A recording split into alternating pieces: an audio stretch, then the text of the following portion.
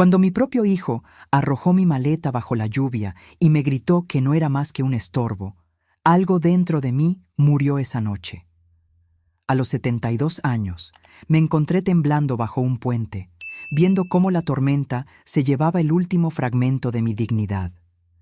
Pero lo que Mateo y su esposa no sabían era que, mientras me desechaban como un objeto sin valor, el destino tejía una red de protección que los tomaría por sorpresa. La mujer que ellos subestimaron estaba a punto de convertirse en su peor pesadilla. Pero antes de continuar, asegúrate de estar suscrito al canal y escribe en los comentarios: ¿desde dónde estás viendo este video? Nos encanta saber hasta dónde llegan nuestras historias. La lluvia no daba tregua en esa noche fatídica. Parecía que el propio cielo lloraba de indignación por lo que me estaba pasando. Sentí el impacto de mi maleta al golpear contra el asfalto mojado, un sonido que quedaría grabado en mi memoria para siempre. Mateo se mantuvo en la puerta con los brazos cruzados, su rostro contraído en una expresión de desprecio que jamás olvidaré. No hicieron falta más palabras, su silencio gritaba todo lo que necesitaba entender. Ya no tenía lugar en su casa, ya no tenía lugar en su vida. Algo dentro de mí se negó a rogar. Con los dedos endurecidos por el reumatismo, tomé mi maleta ya empapada y comencé a caminar. Mis sandalias hacían un ruido húmedo con cada paso mientras me alejaba. Sin paraguas, sin un abrigo adecuado, solo un suéter fino que había estado tibio y acogedor solo 2 horas antes. El sonido de la puerta cerrándose detrás de mí resonó como una sentencia final. Curiosamente, no lloré esa noche. En cambio, caminé hasta que mis piernas cedieron, encontrando finalmente refugio bajo un paso elevado cercano. El concreto estaba frío y húmedo, pero al menos me protegía parcialmente de la lluvia implacable. Arrastré mi maleta empapada para usarla como un asiento improvisado y me recosté contra la pared fría. Los sonidos de los neumáticos salpicando en los charcos eran como una banda sonora para mi humillación. Me dolía el cuerpo, pero no tanto como el corazón. Mis articulaciones se sentían como papel mojado, frágiles y quebradizas, y mi corazón se sentía como cenizas. Algunas personas pasaron a mi lado, pero nadie me miró 2 veces. Para ellas, yo era solo otra anciana sin hogar en una ciudad que tenía muchas. Esta percepción fue lo que más me asustó. Ya no me sentía como yo misma. Era como si me hubiera vuelto invisible, desechable, solo un problema más para ser ignorado. La voz de Mateo resonaba en mi mente. La forma en que pronunció la palabra estorbo, como si yo fuera una tarea no deseada, un artículo inconveniente en una lista de pendientes. Como si los años en que lo crié, lo alimenté y lo amé nunca hubieran existido. Recordé las rodillas raspadas que besé para sanarlas, las noches sin dormir cuando estaba enfermo, las comidas que me salté para que él pudiera comer en tiempos difíciles. Y ahora, a sus ojos, yo era solo un peso para ser desechado. El viento se hacía más fuerte a medida que la noche avanzaba. Saqué una manta delgada que encontré en mi maleta, húmeda e inadecuada contra el frío, pero era todo lo que tenía. Mi cuerpo temblaba sin parar, no solo por el frío, sino por la vergüenza y la incredulidad. Tal vez algunos de ustedes conocen esa sensación devastadora, cuando las personas a las que les diste todo te miran como si no valieras nada. No dormí mucho esa noche. Escuché autos, sirenas distantes y el sonido de algo dentro de mí rompiéndose irreparablemente. Alrededor de las 3 de la mañana, la lluvia finalmente disminuyó. Estaba empezando a cabecear cuando escuché pasos que se acercaban. No eran apresurados ni pesados, sino medidos y decididos. Levanté la cabeza y por un momento pensé que estaba soñando. Viviana, mi hermana menor, estaba parada frente a mí. Su cabello estaba empapado, su maquillaje había desaparecido, pero me miraba como si nos estuviéramos encontrando después de una eternidad. En cierto modo, era verdad. No habíamos hablado mucho después de que se mudó a Cancún.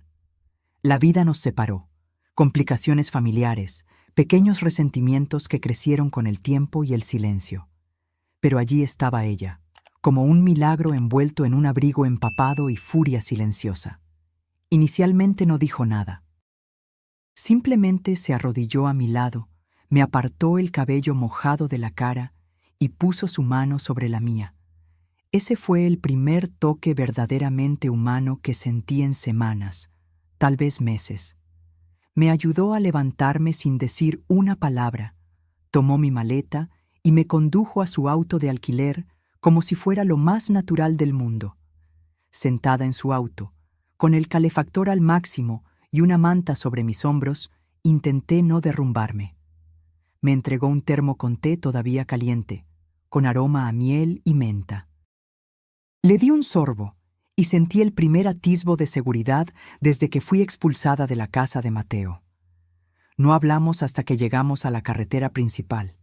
«¿Vienes conmigo?», dijo simplemente. Asentí, no porque estuviera de acuerdo, sino porque no podía imaginar ir a ningún otro lugar. No preguntó qué había pasado. No lo necesitaba. Creo que vio todo en mi cara, en la forma en que sostenía la taza de té con ambas manos, como si fuera lo único que me mantenía anclada a este mundo. La carretera se extendía ante nosotros, larga y silenciosa. Cada pocos kilómetros miraba a Viviana. Los mismos ojos decididos, la misma postura erguida que recordaba desde nuestra infancia. Viviana siempre fue fuego donde yo era agua. Se encendía cuando la gente la lastimaba. Yo me contenía. Yo sobrevivía. Pero esa noche comencé a preguntarme si solo sobrevivir sería suficiente. Cuando llegamos a un motel en las afueras de Puebla, me entregó la llave de una habitación y una bolsa con ropa limpia. Tomé una ducha caliente, la primera en días, frotándome para quitar la lluvia, la suciedad y la humillación de mi piel. Miré mi reflejo en el espejo hasta que el vapor lo empañó por completo. Luego, dormí, no profundamente, no en paz, pero al menos en una cama. A la mañana siguiente, cuando me dijo que iríamos a la Ciudad de México, no pregunté por qué. Simplemente la seguí, porque algo dentro de mí había cambiado. No de una vez, no de forma ruidosa, pero lo suficiente como para que pudiera sentirlo. Tal vez tú también lo has sentido. Ese giro silencioso, ese momento en el que te das cuenta, esta vez no lo dejaré pasar. Esta vez no me tragaré mi dolor solo para mantener la paz, no cuando me cuesta todo. Desperté a un techo bajo de hotel y el zumbido constante del aire acondicionado. La cama era muy firme, las sábanas ásperas, pero en comparación con el concreto y la lluvia de la noche anterior, se sentía como un paraíso. Me dolían los músculos, pero mis manos estaban calientes por primera vez en días. Me senté lentamente, envolviendo la manta del motel sobre mis hombros, tratando de orientarme. Viviana ya estaba vestida y empacando sus cosas. Se movía rápido, concentrada, como si hubiera planeado algo durante toda la noche. No preguntó cómo había dormido, ni ofreció conversación trivial. «Tenemos que movernos», fue todo lo que dijo. La seguí hasta el estacionamiento. El cielo estaba azul claro, el aire denso con la humedad típica de la costa mexicana antes del mediodía. Me deslicé en el asiento del pasajero y, tan pronto como las puertas se cerraron, encendió el motor. Sin dudar. 10 minutos después, nos detuvimos en una gasolinera. Dejó el motor encendido y me dijo que esperara. Regresó con un termo de café fresco, un sándwich de desayuno y una carpeta. Me entregó la carpeta primero.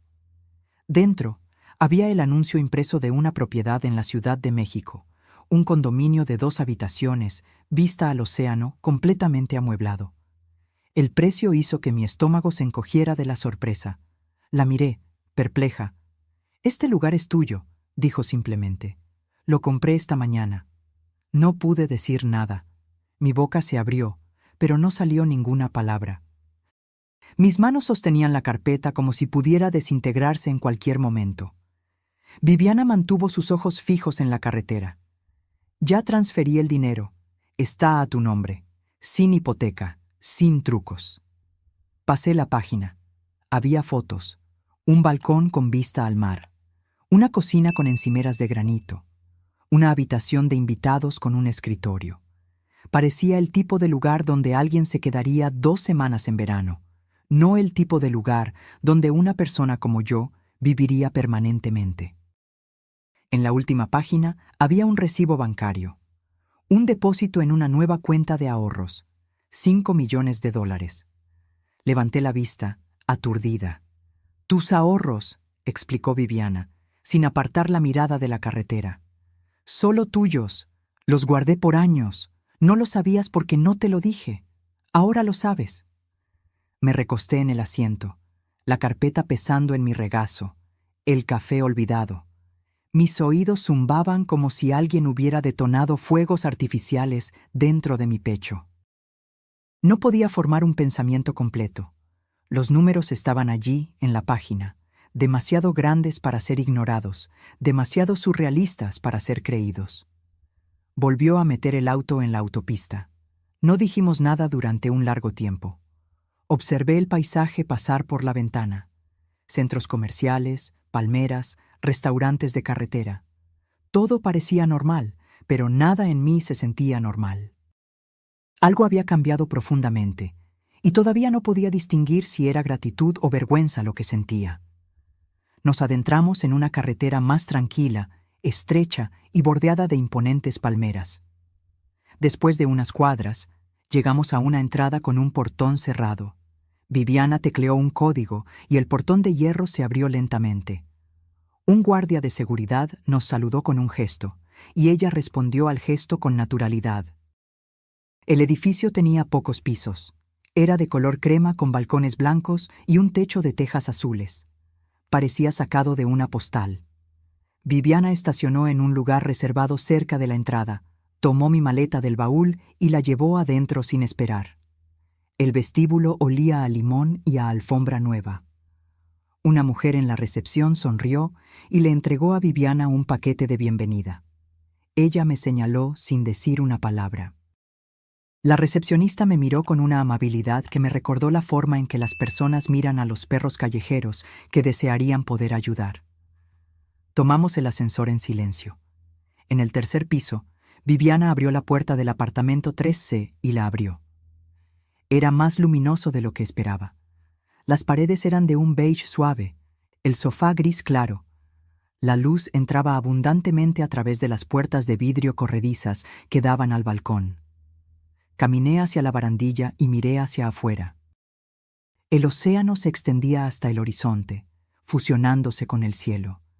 Podía oírlo, constante, poderoso, vivo. Detrás de mí, Viviana dejó la maleta en el suelo y se limpió las manos. «Aquí es donde vives ahora», dijo.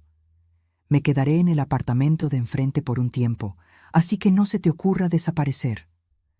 Me di la vuelta, con las manos aún en la barandilla del balcón. Quería agradecer, pero las palabras parecían insignificantes ante todo aquello. En cambio, simplemente asentí lentamente. Viviana se acercó, su expresión seria. «Sé lo que él hizo, sé lo que ellos hicieron. No necesitas hablar de ellos si no quieres, pero no vas a dejar que te quiten nada más, nunca más». Me miró directamente a los ojos. Su tono era firme, no sentimental. «Este lugar es tuyo, el dinero es tuyo, y ya contacté a Graciela». Eso captó mi atención. Graciela Holanda, la amiga abogada de Viviana de la universidad. Inteligente, implacable, meticulosa. No la había visto en años. «Graciela está redactando los documentos ahora. Bloqueos financieros, protecciones legales. Lo que no quieras que se exponga quedará sellado, y lo que intenten tomar estará 2 pasos por delante». Solté un suspiro lento. Mis dedos apretaron el borde del balcón. La voz de Viviana se suavizó ligeramente. «No eres una invitada aquí. No eres dependiente. Eres la dueña. Y necesito que comiences a actuar como tal». Me quedé en el balcón por mucho tiempo después de que ella se fue. El océano no dejaba de moverse, tampoco los pensamientos en mi cabeza. Mateo pensó que me había enterrado, que me pudriría silenciosamente en algún rincón de un albergue para personas sin hogar. Pensó que la vergüenza me mantendría en silencio. No tenía idea de que estaba a punto de recuperar todo lo que él trató de quitarme. 3 días después de la mudanza, Viviana organizó una pequeña reunión de bienvenida en el salón de fiestas de la planta baja. No preguntó si yo quería una. Simplemente me envió un mensaje con la hora y me dijo que me pusiera algo azul. Ella ya había comprado 2 nuevos atuendos para mí y los había colgado en el armario. Elegí el de mangas largas, una tela ligera que no llamaba la atención, pero me hacía sentir yo misma de nuevo. Llegué unos minutos antes de las 6. El ambiente estaba suavemente iluminado, con bocadillos dispuestos en platos blancos y la vista del océano a través de una hilera de ventanas de vidrio. Cerca de una docena de personas estaban presentes, principalmente otros residentes del edificio, parejas jubiladas, algunas viudas, un señor que me recordó a mi difunto esposo, aunque más delgado y con una barbilla más afilada.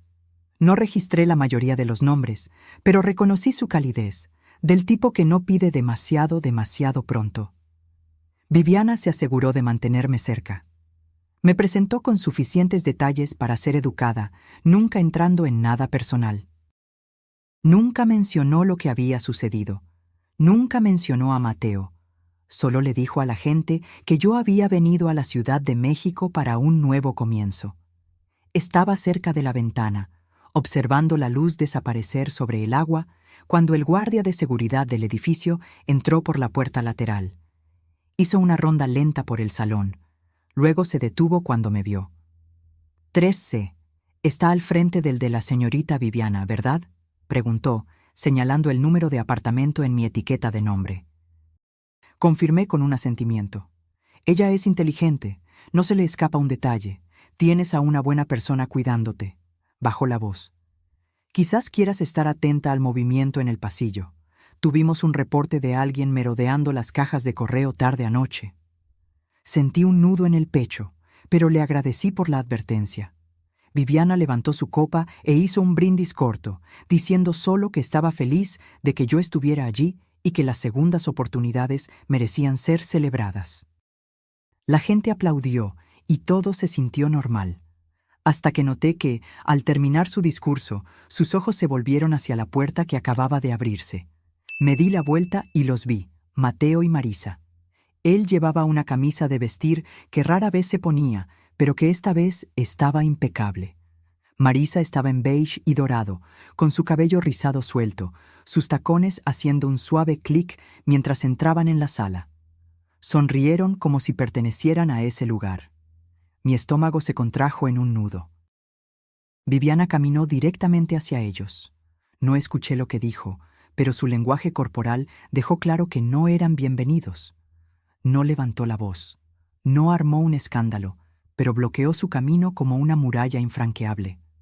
Mateo miró por encima de su hombro hacia mí y sonrió como si nada hubiera pasado, como si la última vez que me vio no hubiera sido bajo la lluvia, gritando mientras yo me aferraba a mi dignidad como una llama moribunda. No dije nada. Mi mano se agarró al borde de la mesa de refrescos con tanta fuerza que mis nudillos se pusieron blancos. Viviana hizo una señal discreta y un empleado se acercó. La conversación fue breve. Mateo y Marisa mantuvieron su posición por unos segundos más. Luego se dieron la vuelta y se fueron. Marisa ni siquiera miró hacia atrás. La sala lentamente volvió a la normalidad, como si nada hubiera sucedido. La gente notó la interrupción, pero nadie hizo preguntas. Lo agradecí en silencio.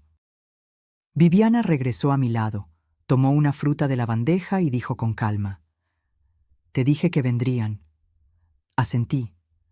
Me había advertido esa mañana que había visto un comentario de un amigo de Marisa en línea, algo demasiado específico para ser una coincidencia. Viviana ya estaba 3 pasos por delante, como siempre. Una vez que la reunión terminó, me acompañó de regreso al piso de arriba. Nos dimos las buenas noches en el pasillo y entré en mi apartamento. Me senté en el borde del sofá y esperé.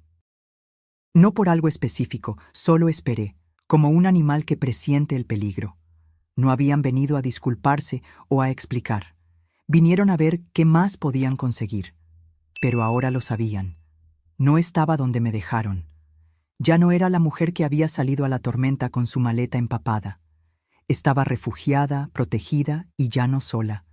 Aún así, no me sentía lo suficientemente segura como para relajarme. Entonces, hice algo que no había hecho en años. Abrí el cajón lateral del armario del pasillo y saqué un nuevo cuaderno que Viviana me había dado. Hice clic en un bolígrafo y escribí una frase en la parte superior de la página. Lo que me quitaron, lo devolverán.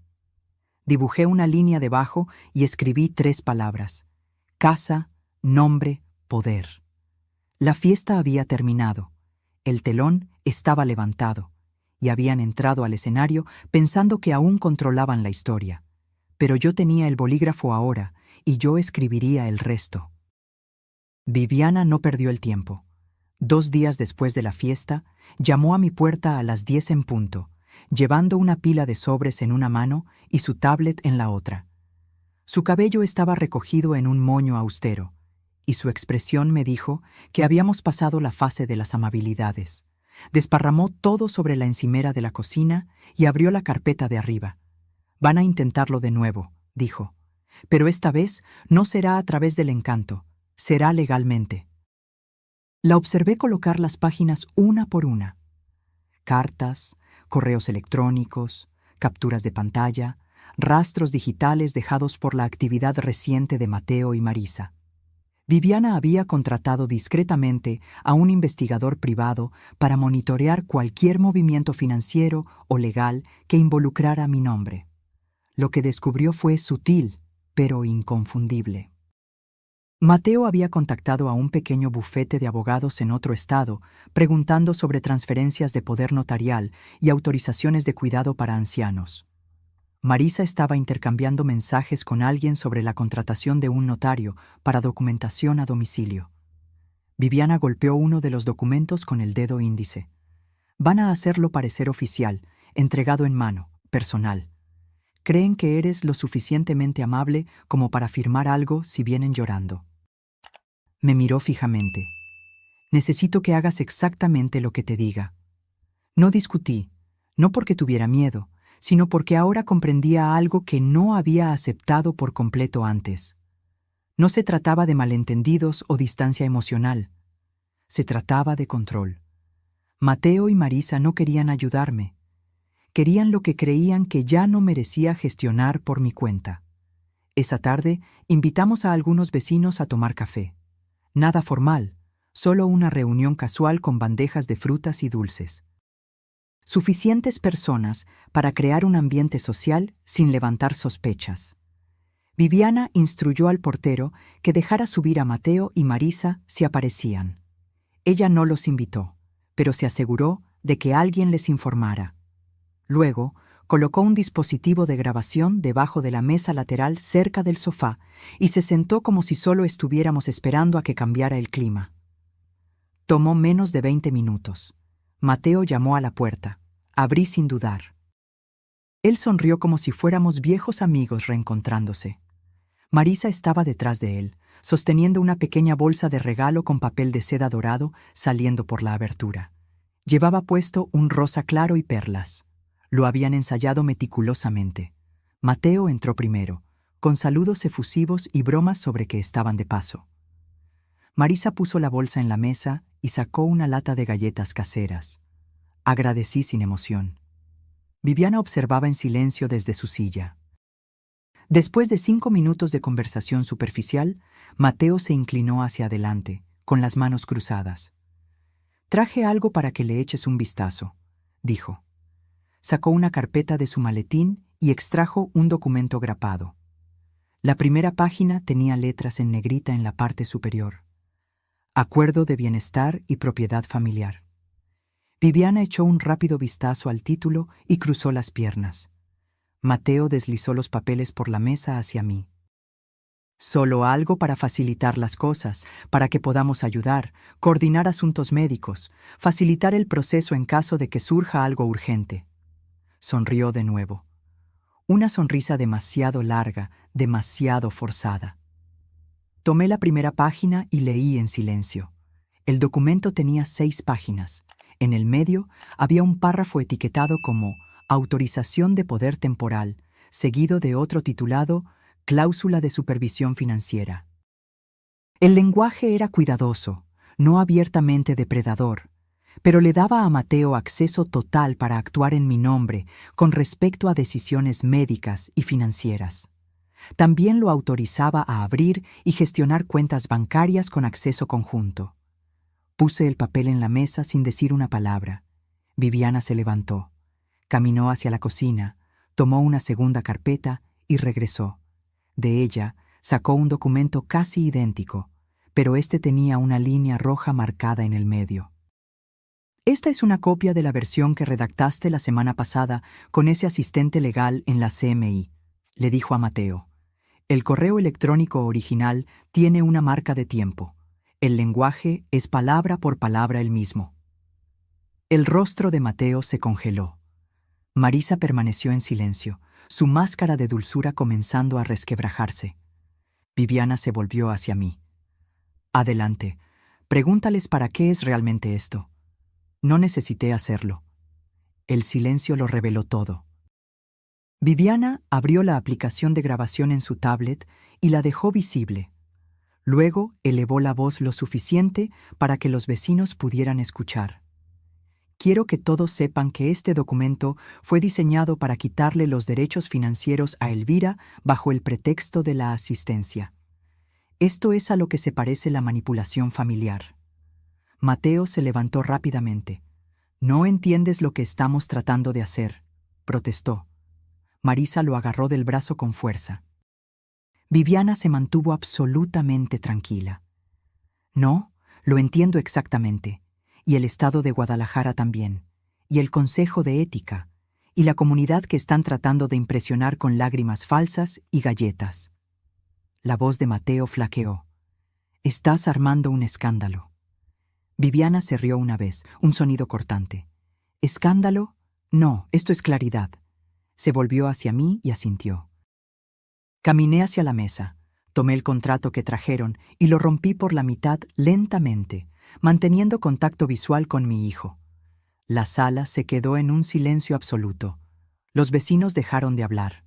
Mateo me miró con algo que no había visto en sus ojos en años. Miedo. No grité, no maldije. Simplemente levanté las páginas rotas y dije: «Esto es lo que sucede cuando confundes el silencio con la debilidad». Viviana hizo un gesto hacia la puerta. Mateo y Marisa se fueron, esta vez sin mirar atrás. Me senté lentamente, mis manos aún calientes por el papel. Viviana me trajo un vaso de agua. Los vecinos murmuraron, luego se disculparon educadamente y se marcharon. Cuando la sala estuvo vacía, Viviana habló en voz baja. «Van a intentar otra cosa». Asentí. Yo también lo sabía. Pero lo que ellos no sabían era que ahora estábamos a la cabeza, y yo no solo estaba manteniendo la línea. Estaba lista para recuperar todo, pieza por pieza, nombre por nombre. Y esta vez nunca verían lo que se avecinaba. 3 mañanas después de que rompí su contrato por la mitad, abrí la puerta principal y encontré una orquídea blanca en el felpudo. Sin tarjeta, sin nota, solo la planta, delicada y perfecta, como una disculpa silenciosa que no tuvo el coraje de llamar. Me quedé allí por un largo tiempo, sin tocarla. El aire estaba caliente, el pasillo tranquilo. Del otro lado, la puerta de Viviana se abrió. Salió sosteniendo una taza de café en una mano y el teléfono en la otra. Vio la orquídea y se detuvo. «Están cambiando de táctica», dijo, sin siquiera parpadear. Asentí una vez y dejé la planta donde estaba. Volví adentro, cerré la puerta con llave y me entregué al silencio. Sabía lo que significaba esa orquídea. No era una disculpa, era una sonda. Esa noche vinieron de nuevo, esta vez no juntos. Mateo apareció alrededor de las 6, usando una camisa polo azul que recordaba haberle comprado para una entrevista de trabajo que nunca funcionó. Su sonrisa estaba más contenida de lo normal.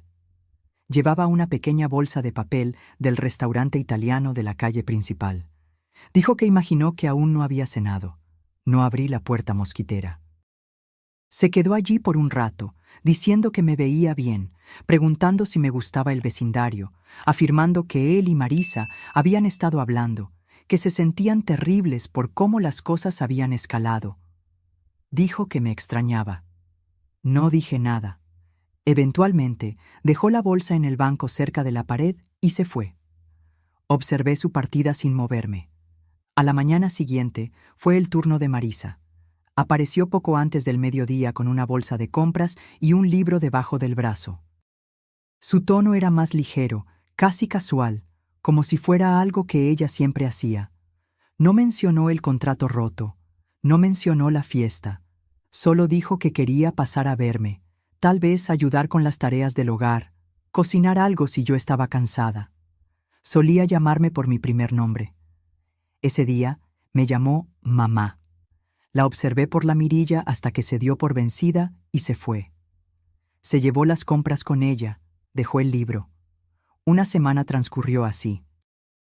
Uno venía, luego el otro, a veces con comida, a veces con flores. Una vez, dejaron una foto enmarcada de Mateo de niño, sosteniendo una caña de pescar a mi lado en un muelle. Un recuerdo que pensaron que podría usarse como un arma emocional. Yo no respondía, pero observaba y grababa todo. Viviana me dio un pequeño dispositivo no más grande que la llave de un auto. Se quedaba cerca de la puerta, siempre encendido cuando alguien se acercaba. No lo usé para atraparlos diciendo algo explícitamente criminal.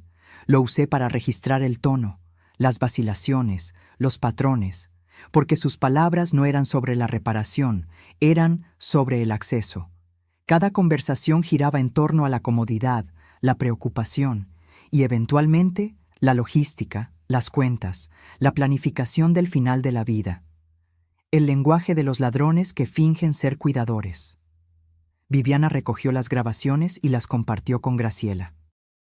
La abogada no dijo mucho inicialmente, solo escuchó, tomó notas, preguntó sobre correspondencia, correos electrónicos, llamadas. Entonces descubrió algo alarmante. Mateo había solicitado un cambio de dirección para la correspondencia de mi banco. Lo había hecho en línea usando un número de teléfono antiguo que estuvo vinculado a mi nombre hace años. Graciela lo encontró a través de una verificación informal que solicitó a un contacto bancario. Aún no se había procesado, pero era una clara señal de alerta. Viviana cambió las cerraduras de los buzones al día siguiente. La noche siguiente, la alarma de incendios en mi pasillo se disparó alrededor de las 2 de la mañana. No había incendio, solo una palanca tirada.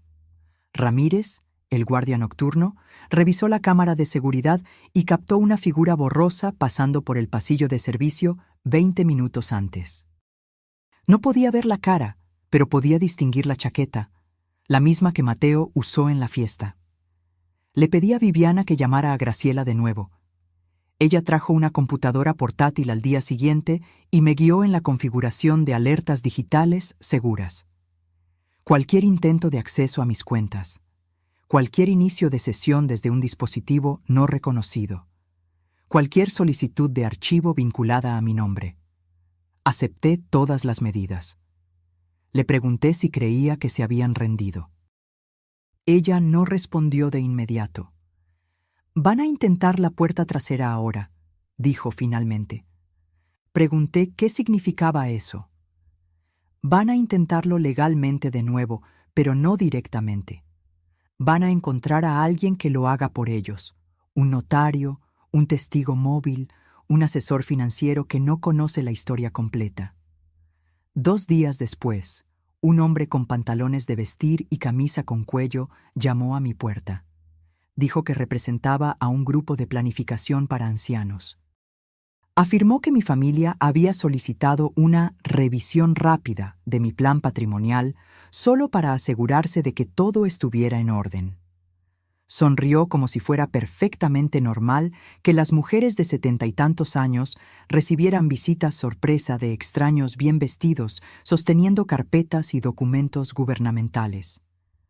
Le informé que ya tenía un equipo legal y cerré la puerta. Se fue rápidamente.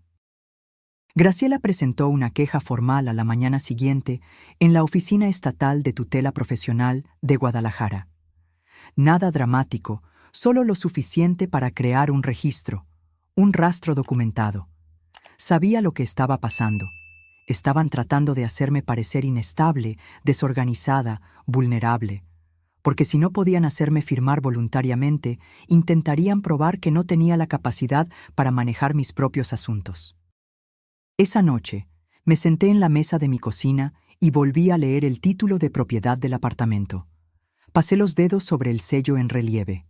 Susurré mi nombre en voz alta, no por drama, sino por claridad. Luego guardé el documento en su carpeta, cerré el cajón y lo bloqueé. El timbre volvió a sonar más tarde esa semana. Esta vez, Mateo trajo vino. Marisa esperaba cerca del ascensor. Él no pidió entrar. Pidió que habláramos. Dijo que las cosas habían sido difíciles. Dijo que la familia debería permanecer unida. Dijo que tal vez podríamos hablar sobre algunas cosas prácticas. No abrí la puerta por completo. Solo hablé por la rendija. No regreses. Su voz flaqueó, no de tristeza, sino de ira disfrazada de confusión.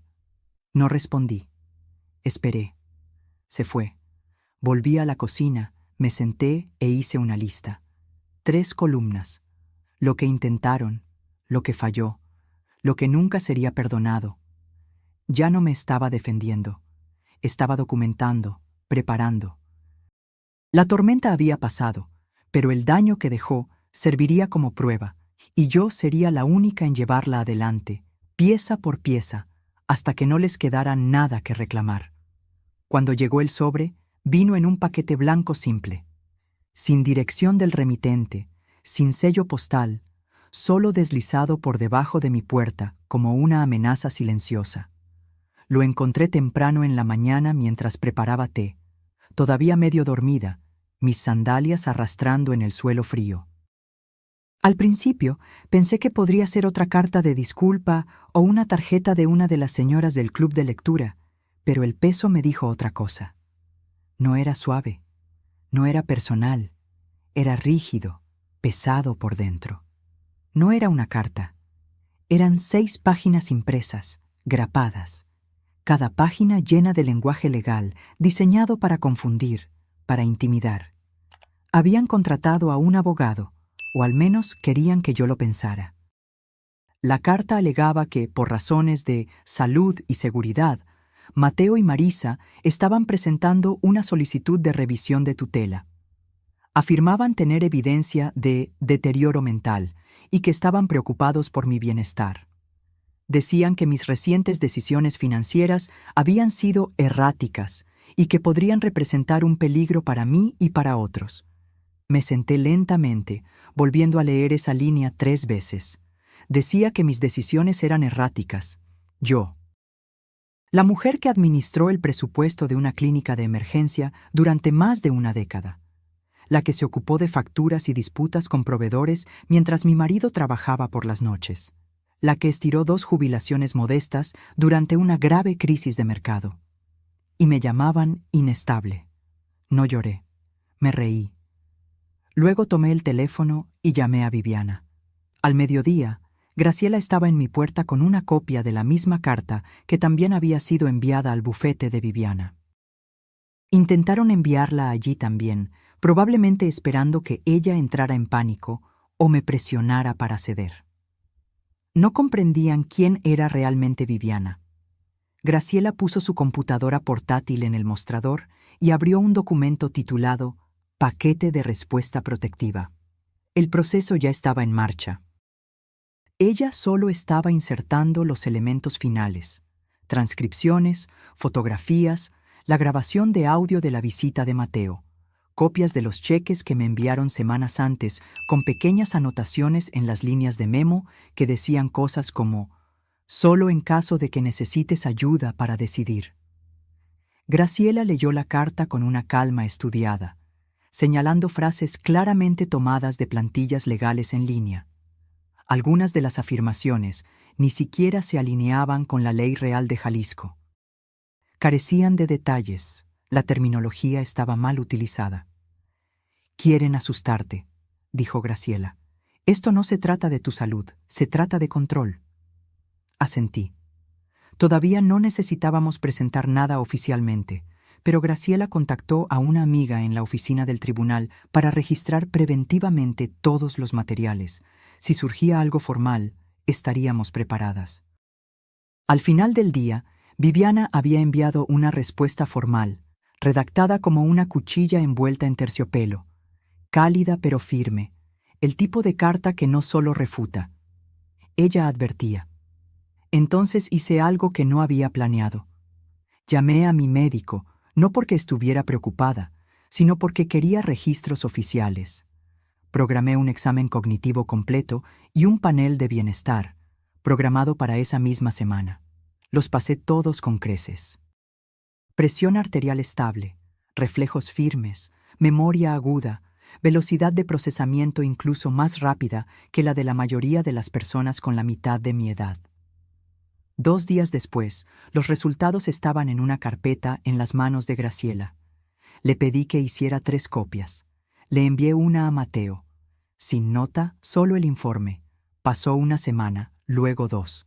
Sin llamadas, sin visitas, sin cartas deslizadas debajo de mi puerta. Por un momento, pensé que tal vez habían retrocedido, pero ese fue mi error, porque mientras yo saboreaba el silencio, ellos estaban ocupados en otro lugar.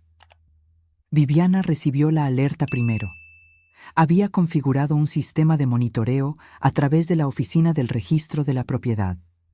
Cada vez que se registraba un gravamen, una investigación o una disputa con mi nombre o dirección, ella sería notificada. Así fue como descubrimos que habían enviado una solicitud al banco que mantenía mi cuenta de ahorros. Estaban tratando de registrarse como cobeneficiarios. No era un movimiento legal, era un intento desesperado. Marisa había llamado fingiendo ser yo, alegando que había olvidado su acceso en línea y pidiendo actualizar a los beneficiarios por teléfono. El empleado señaló inmediatamente el intento como sospechoso. Mi edad y mi patrón de voz no coincidían. El banco congeló la solicitud y la registró como un incidente, pero el hecho de que lo hubieran intentado demostraba hasta dónde estaban dispuestos a llegar.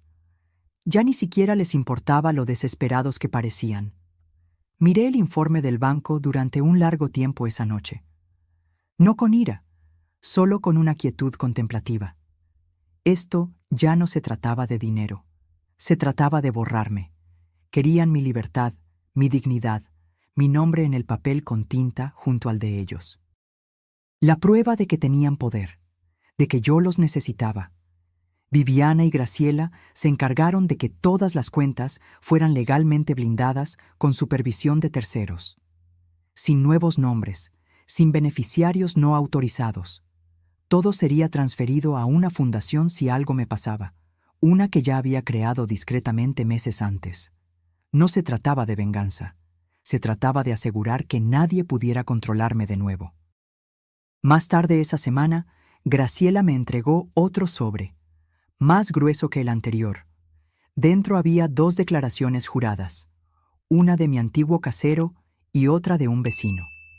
Testigos de las noches en que Mateo y Marisa me dejaron afuera se negaron a abrir la puerta. Les dijeron a los niños que estaba siendo dramática.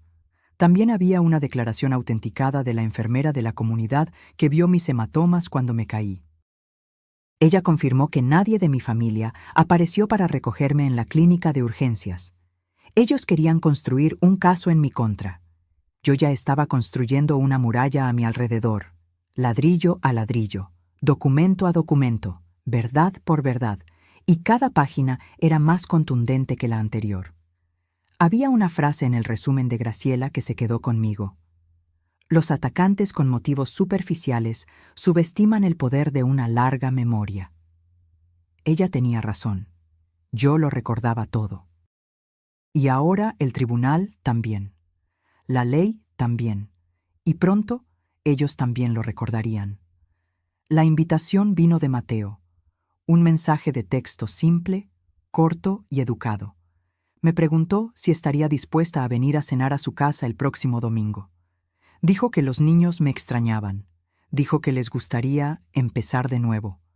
Terminó el mensaje con una línea esperanzadora sobre la familia y el perdón.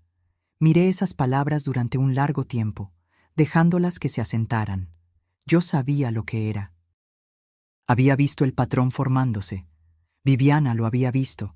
Graciela lo había predicho casi exactamente. Intentaron la presión legal. Eso falló.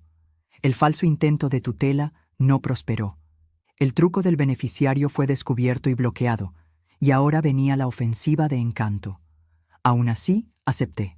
Le dije que estaría allí a las 6. El domingo me puse un vestido azul marino discreto, con cuello alto y mangas largas. Me recogí el cabello y usé mi reloj de oro, el que Carlos me dio en nuestro 25º aniversario. No llevé nada más que un sobre delgado en mi bolso y mi expresión más serena. La casa no había cambiado. Revestimiento blanco, nuevo techo, una guirnalda en la puerta, como si esos detalles pudieran ocultar la amargura impregnada en las paredes. Marisa me recibió con una sonrisa tensa. Sus ojos examinaron mi atuendo, tratando de interpretarlo como una señal. Se apartó, permitiendo mi entrada con una mano en mi espalda, firme y controladora. La mesa del comedor estaba puesta para 7 personas. Mateo ocupaba la cabecera. Los niños estaban arreglados, sus camisas demasiado formales para un domingo, sus ojos alternando entre mí y sus padres. Nos sentamos, comimos, la comida estaba buena, un poco demasiado perfecta. Hablaron de las calificaciones de los niños, de cómo Mateo estaba considerando un cambio de trabajo. Marisa elogió el plato que había preparado 2 veces, en un tono que imploraba aprobación. Asentí educadamente. Respondí cuando me preguntaron. No mencioné nada de los últimos meses, y ellos tampoco, al menos no directamente. A la mitad del postre, Mateo se reclinó en la silla y soltó un suspiro cuidadosamente ensayado. He estado pensando mucho últimamente en cómo las cosas se complicaron, y sé que todos cometimos errores, pero odio la distancia entre nosotros. Marisa extendió la mano para tomarla de él. Y con los niños creciendo, agregó, simplemente no queremos arrepentimientos. Queremos que sepan cómo se comporta una verdadera familia. Asentí. Aprecio eso, respondí. Realmente lo aprecio.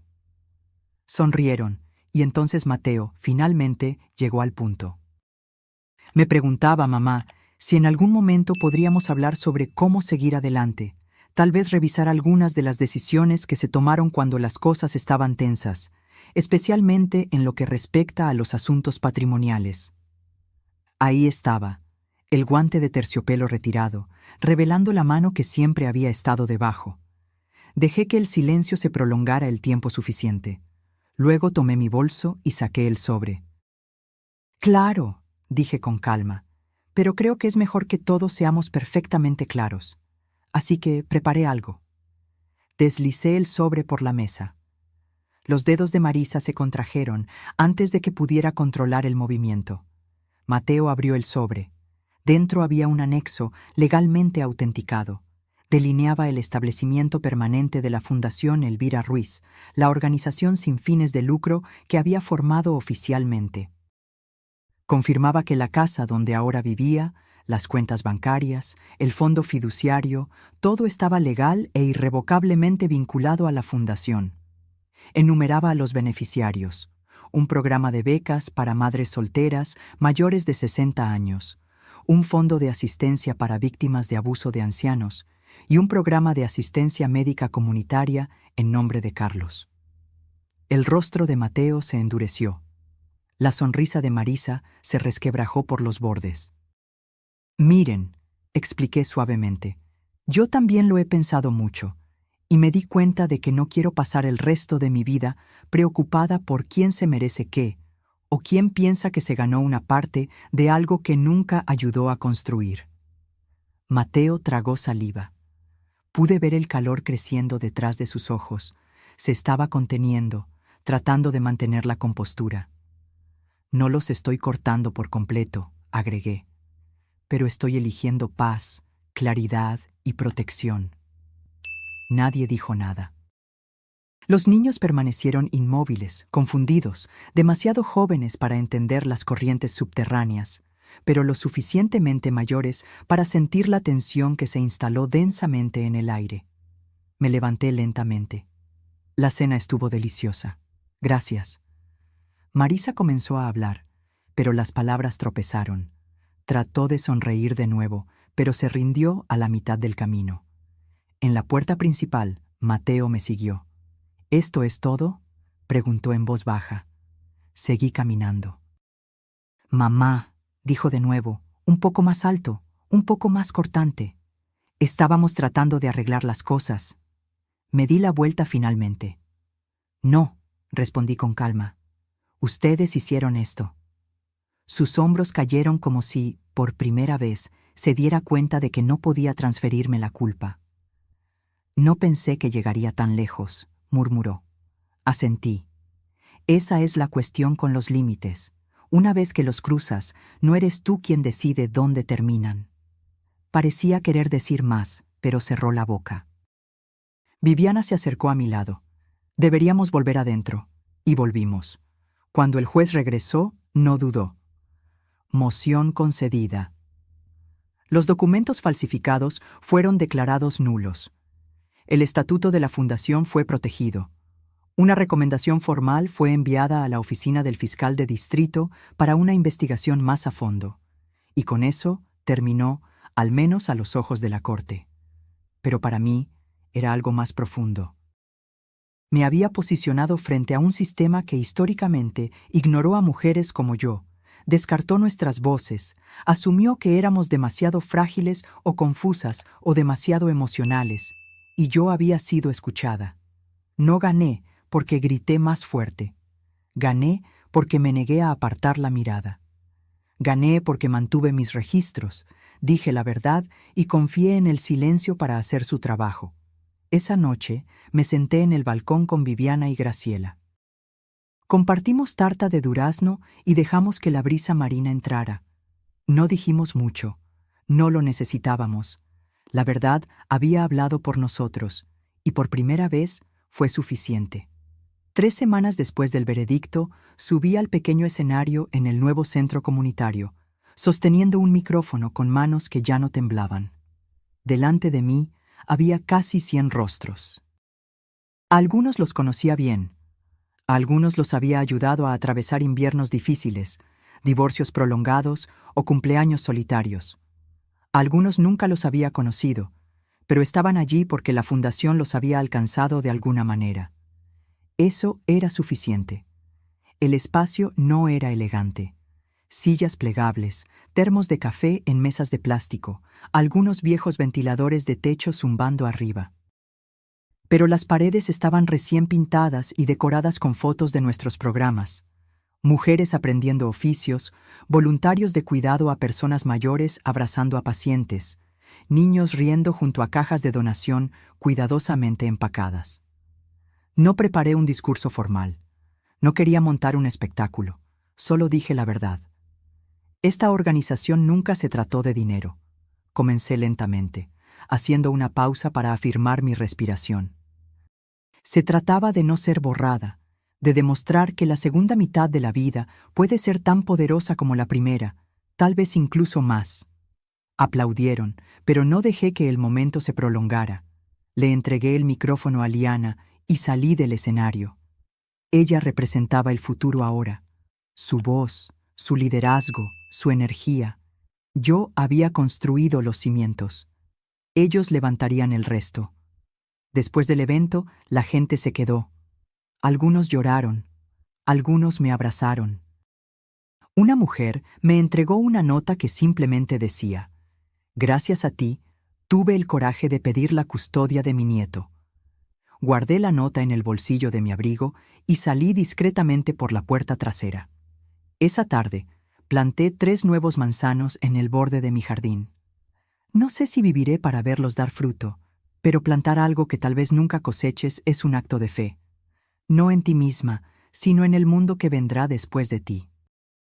Si alguna vez te has sentido desechada, invisibilizada o subestimada solo por tu edad, tu silencio o tu amabilidad, ten esto en cuenta.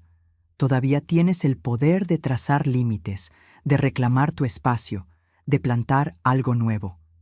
Incluso cuando el mundo intenta convencerte de que tu tiempo ya ha pasado.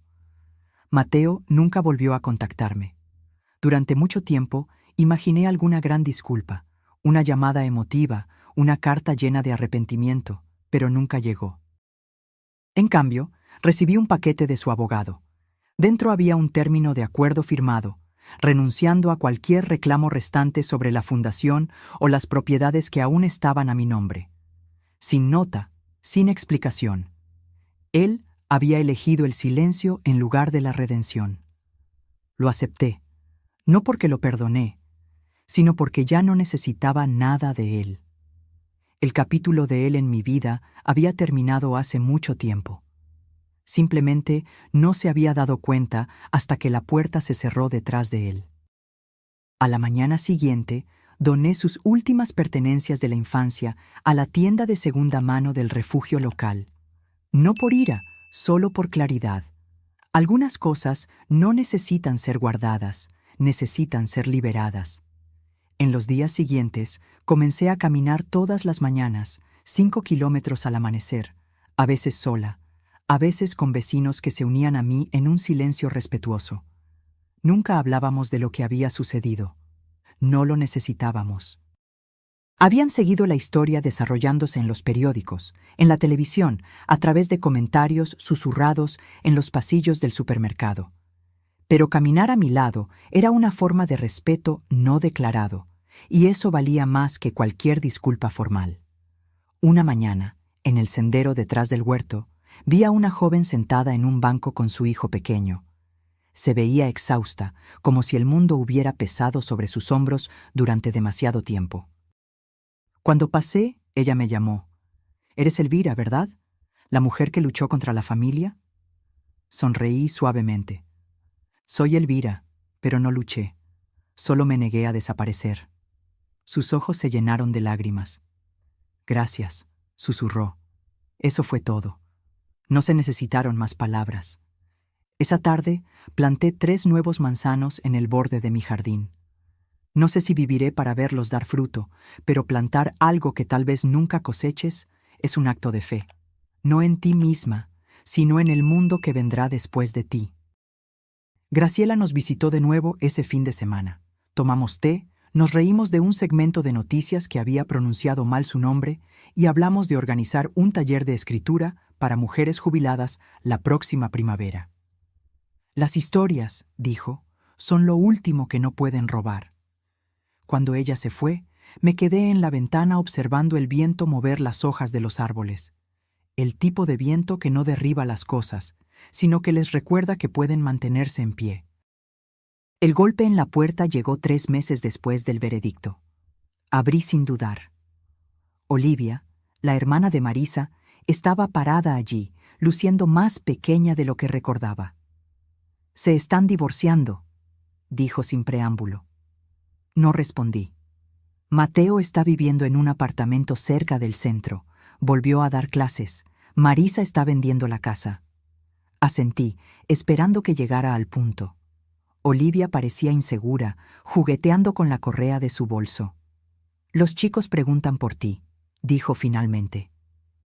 «Pensé que te gustaría saberlo». Le agradecí por la información y le ofrecí un café. Ella se negó educadamente. «Tenías razón, ¿sabes?», dijo mientras se daba la vuelta para irse. «Sobre todo». Cerré la puerta suavemente detrás de ella. No se trataba de tener razón. Nunca se trató de eso. 3 semanas después, recibí una postal. Sin remitente, solo mi dirección. En el reverso, una sola línea escrita con letra masculina. «Ahora lo entiendo». Guardé la tarjeta en un cajón. No por sentimentalismo, sino como un recordatorio. Las batallas más importantes no terminan con trompetas y fanfarrias. Terminan en silencio, en reconocimiento, en cambios sutiles que tardan años en manifestarse por completo. Hoy, la Fundación Elvira Ruiz atiende a más de 500 mujeres al año. Tenemos 3 sucursales y un programa de mentoría que conecta a mujeres mayores de 60 años con jóvenes estudiantes.